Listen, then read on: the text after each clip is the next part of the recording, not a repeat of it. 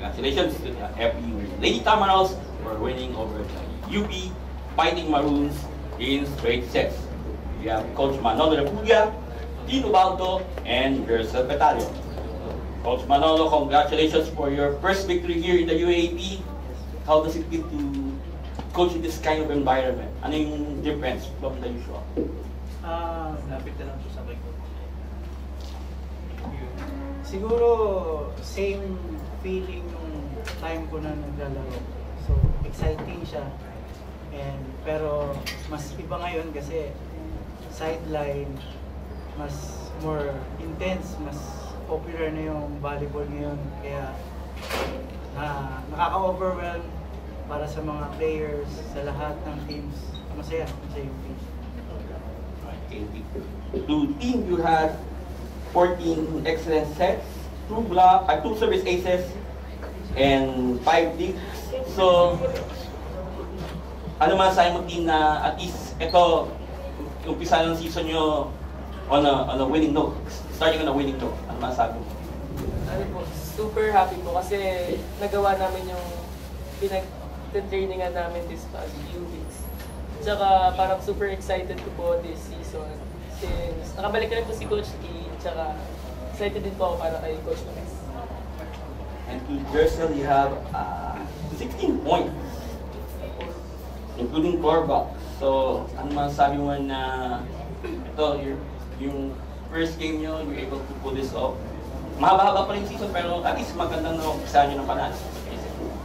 For me po, siguro it's overwhelming.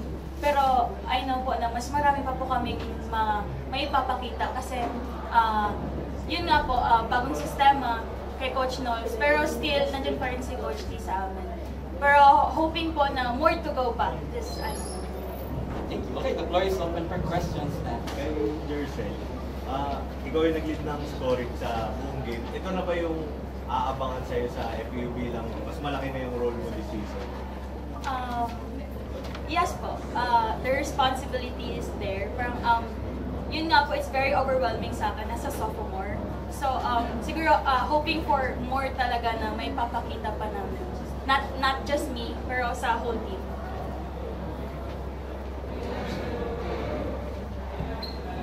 Ayan.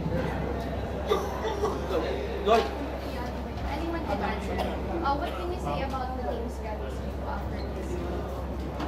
Chemistry. Team chemistry. Ano masabi sa chemistry? Siguro, itong first game, parang magiging basihan namin, parang duelo papunta dun sa mga susunod pa ng game. So, natetest yung chemistry namin kung ano yung pinag-trainingan namin ng ilang buwan. Kaya, yung relationship namin ng girls, from coaches to players, so natetest naman dito sa UAAP.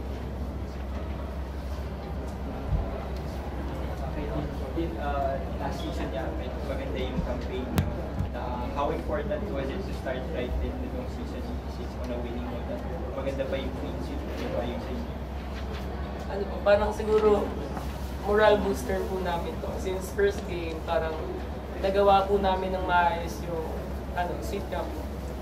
Parang dito po ko may kukuha ng lakas para sa next games na. Yun nga, parang sabi ni Coach na, ito yung first step na. Coach, sa inyo ba may concern kasi lumalayo kayo ng maaga tapos nakahapon? Kasi parang hindi kayo pwedeng maging ganyan sa mga susunod pang game. May concern ba sa'yo? Kaya niya, masyadong nagiging concern ko lagi yun sa mga sa team kasi siyempre maganda yung start tapos biglang bababa tapos tsaka naman nahabol. So parang yun pa yung work namin bilang team kung paano pa kami magiging compose sa mga ganung bagay. Madala namin or matutunan pa namin yon sa mga susunod pang laro kung ma-execute namin na malis namin yung ganon papunta sa wala nang ganon, much better. Coach, gaano kalaking bagay na nandiyan pa rin si Coach T na sa side? Yung paano kanya ginagay bilang ito yung first UAAP?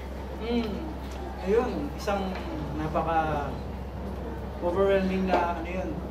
Bilang isang player na makoachang ka na isang Coach T, napaka na yun fulfilling na yun sa mga feelings ng mga bata. What more pa kaya yung isang coach na ma-coach ka, mag-guide ka ni Coach T papunta sa magandang sistema, kung ano yung nilulook forward niya, ayun yung pinapasa niya sa akin na tinatrabaho namin mga girls na kung ano yung dapat namin tingnan papunta sa susunod.